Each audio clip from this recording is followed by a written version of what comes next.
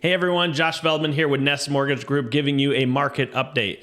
So let's unpack what's going on this week. We've got a lot of news that could be very big when it comes to shifting the market and potentially impacting both the mortgage interest rates and just overall real estate. So let's break it down.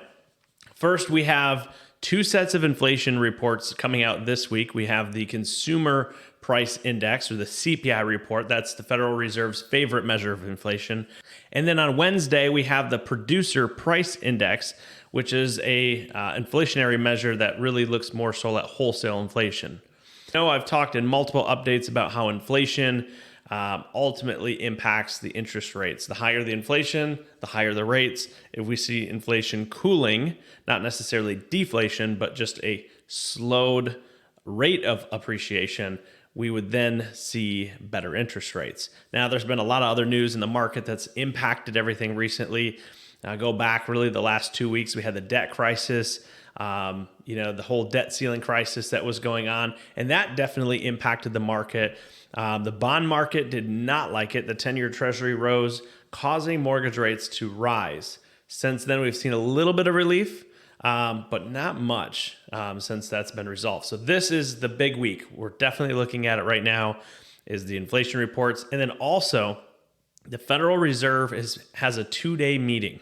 So they start their meeting on Tuesday, and then they meet again on Wednesday. And at 1 o'clock, they're going to announce if they're going to do any additional raises to the federal funds rate or if they're going to pause.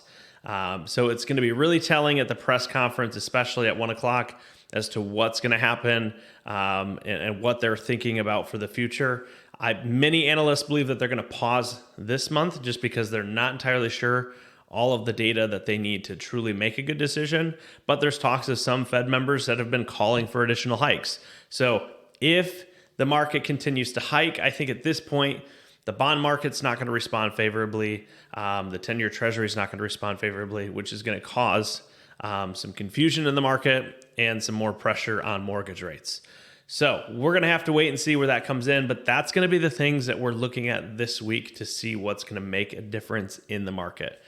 If we see negative news or if the market responds negative to whatever the news is, and we see interest rates rise, we could see more tightening in terms of buyers coming into the market, which could make real estate a little bit slower on the buy side. However, we are still seeing plenty of buyers out, even in this high rate environment. So if you're considering buying or selling, or if you're a realtor and you have clients that are sitting on the sideline, again, it now might be the best time, because if rates do come down in the future, we're going to compete with that many more people. So, of course, the big challenge is inventory. Where's the inventory?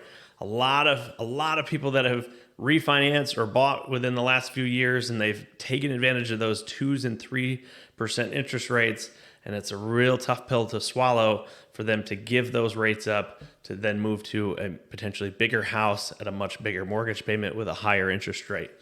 So there are still people seeing the value in that and are still making those moves, but for the most part, it is limiting the amount of inventory that we're having come on the market due to that very scenario we talked about. If I can help you, please let me know. Other than that, enjoy this beautiful weather. Get out there and have a great day. Take care.